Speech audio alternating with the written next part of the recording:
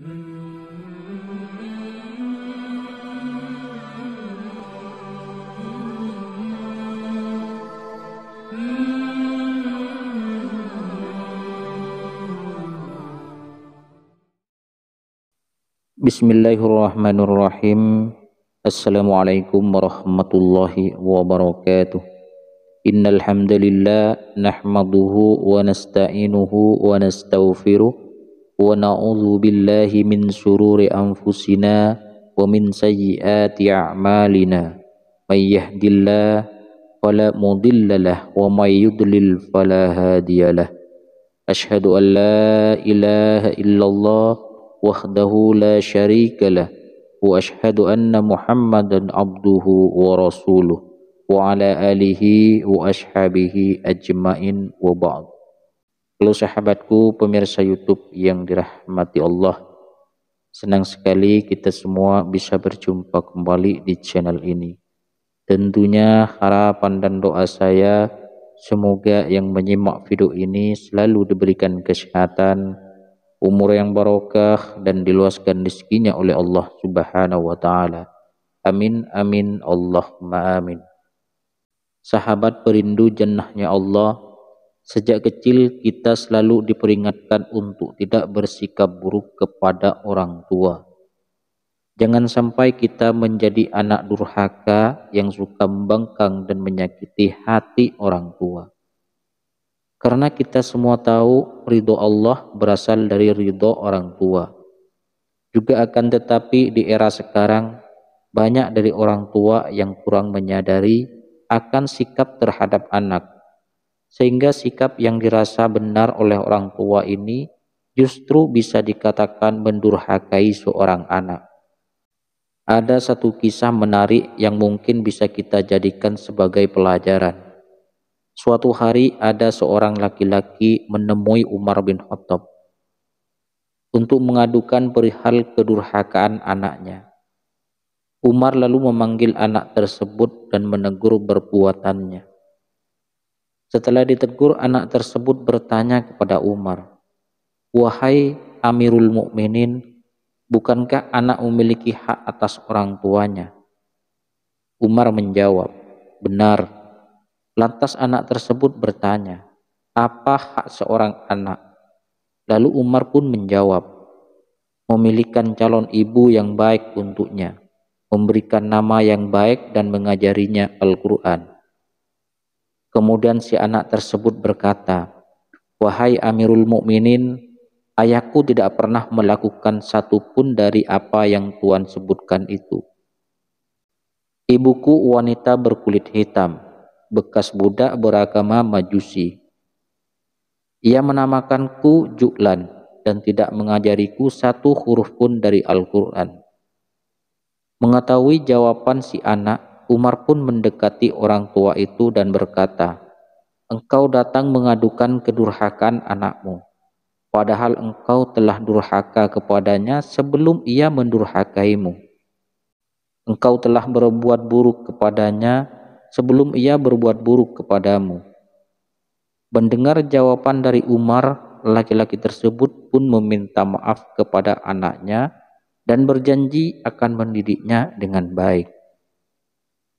Dari kisah tersebut bisa disimpulkan bahwa ada dosa besar yang dilakukan orang tua terhadap anak. Entah disadari atau tanpa disadari. Lalu apa saja dosa besar orang tua terhadap anak tersebut?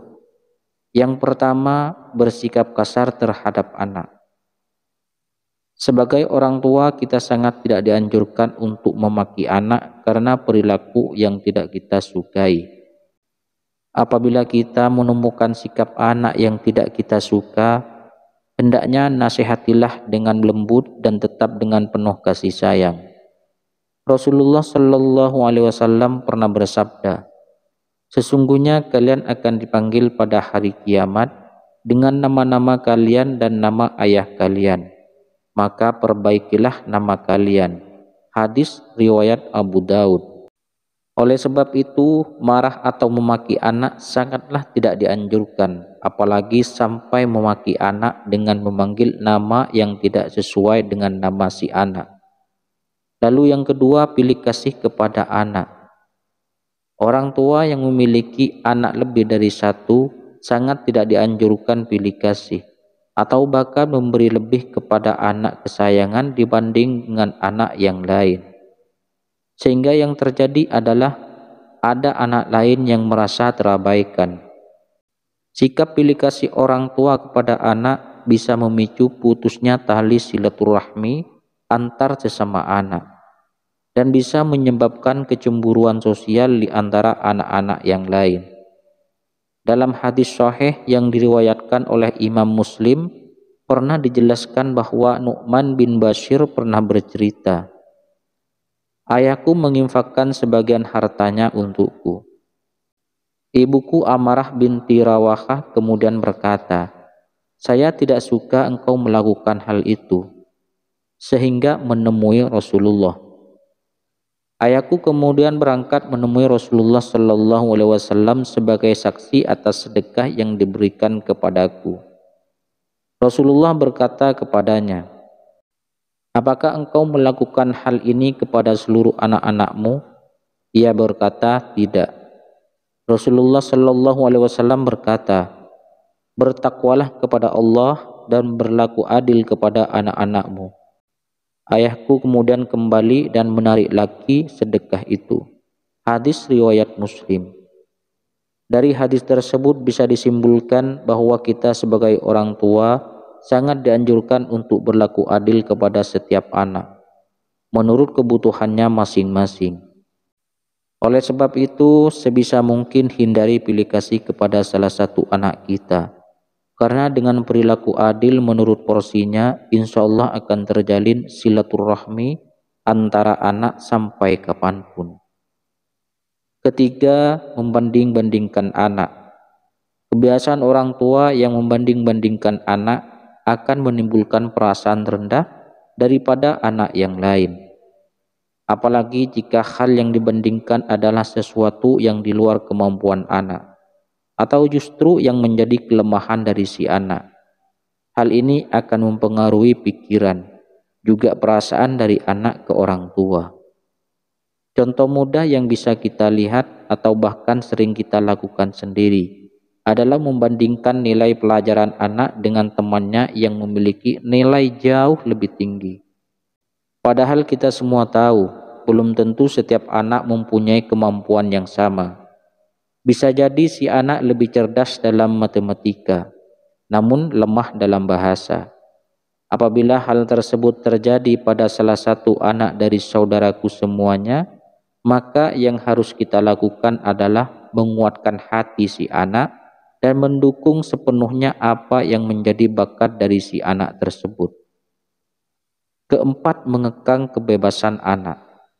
Membiarkan anak bermain adalah salah satu hal yang sangat penting dalam masa pengenalan lingkungan dan menemukan jati dirinya. Yang terpenting adalah tetap harus diberikan arahan mana yang baik dan mana yang kurang baik. Akan tetapi tak jarang kita sebagai orang tua justru malah mengekang kebebasan anak dalam bergaul dan bermain dengan teman yang diinginkan. Karena kita semua tahu tujuan mengekang atau tidak memberikan kebebasan bermain supaya anak tidak terjerumus ke pergaulan yang salah. Hal tersebut yang akan menjadikan si anak mampu berpikir dan mendapatkan pelajaran penting perihal perbedaan dan mampu membedakan mana yang harus ia teruskan berteman, mana yang harus dijauhi. Oleh sebab itu, hindari kekhawatiran yang berlebihan terhadap anak. Yang terpenting adalah keterbukaan anak dengan orang tua harus tetap terjaga. Tujuannya supaya si anak akan lebih nyaman bercerita kepada orang tua apabila ada sesuatu masalah yang belum bisa diselesaikan. Disinilah kesempatan kita sebagai orang tua untuk mengarahkan dan memberikan pengetahuan kepada anak mengenai baik dan buruknya akan satu hal. Yang kelima, mendoakan keburukan kepada anak. Berdoa bukan hanya di setiap selesai mengerjakan ibadah saja, bahkan setiap ucapan yang keluar dari mulut orang tua, semuanya bisa dikatakan sebagai doa. Terkadang kita sebagai orang tua tidak sadar, apabila mendapat anak yang tidak mematuhi perintah, kita langsung berkata buruk kepada anak. Padahal setiap ucapan yang keluar dari mulut orang tua merupakan doa yang bisa jadi langsung dikabulkan oleh Allah Subhanahu wa taala. Abu Hurairah radhiyallahu anhu berkata bahwa Rasulullah shallallahu alaihi wasallam pernah bersabda, ada 3 doa yang dikabulkan: doa orang yang teraniaya, doa musafir, dan doa keburukan orang tua atas anaknya. Hadis riwayat Tirmizi. Oleh sebab itu, berhati-hatilah dalam berbicara kepada anak. Berpikirlah terlebih dahulu apabila hendak marah kepada anak, dan hindari sebisa mungkin terbawa emosi saat marah kepada anak, apalagi sampai menyumpahi anak dengan ucapan yang kurang baik. Karena hal tersebut bisa saja terjadi kepada si anak di kemudian hari, dan jika memang benar terjadi, barulah kita akan menyesalinya. Lalu apa yang harus kita lakukan supaya tidak terbawa emosi? Hal yang bisa kita lakukan adalah memperbanyak istighfar terlebih dahulu. Lalu tanyakan alasan kepada si anak. Perihal apa yang menurut kita atau orang tua menjadi kesalahan dari si anak. Kemudian berikan perumpamaan dan saran. Lalu kembalikan kepada si anak supaya menentukan pilihan.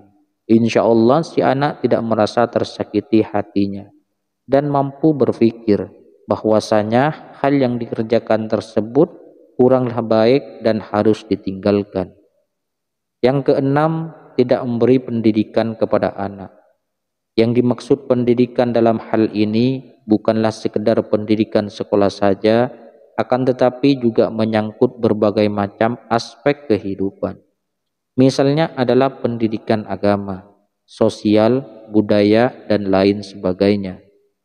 Setiap orang tua wajib memberikan pembekalan keterampilan kepada setiap anak-anaknya, sehingga keterampilan tersebut bisa mengantarkan anak untuk menemukan jati diri. Perihal menemukan kehidupan yang bahagia dunia maupun akhirat. Apabila kita mengabaikan pendidikan anak, maka bisa dikatakan anak tersebut layaknya anak yatim, padahal masih mempunyai kedua orang tua. Ada syair Arab yang mengatakan, anak yatim itu bukanlah anak yang telah ditinggal orang tuanya dan meninggalkan anak-anaknya dalam keadaan hina. Sesungguhnya anak yatim itu adalah anak yang tidak dekat dengan ibunya, yang selalu menghindar darinya, atau ayah yang selalu sibuk dan tidak ada waktu bagi anaknya. Kalau kita menyimpulkan syair tersebut, ingin menyampaikan bahwa perhatian adalah kunci penting dalam mendidik anak, supaya sukses di dunia dan akhirat. Adalah sebuah bentuk kedurhakaan terhadap anak apabila kita sebagai orang tua justru tenggelam dalam kesibukan, sehingga yang terjadi adalah kita lupa untuk mengajarkan anak tentang akidah agama. Rasulullah Shallallahu Alaihi Wasallam pernah bersabda, ajarilah anak-anakmu sholat saat mereka berusia 7 tahun, dan pukullah mereka bila tidak melaksanakan sholat pada usia 10 tahun. Hadis riwayat Tirmizi. Sahabat perindu jannahnya Allah, marilah kita sebisa mungkin menjadi orang tua yang bisa dijadikan panutan bagi anak-anak kita. Semoga Allah Subhanahu wa taala selalu melindungi dan menjauhkan kita semua dari perbuatan tercela semasa hidup di dunia. Sahabat perindu jannahnya Allah, mungkin itu saja yang bisa saya sampaikan pada pertemuan kali ini. Semoga video ini bisa bermanfaat bagi kita, keluarga kita, dan juga orang banyak. Assalamualaikum warahmatullahi wabarakatuh.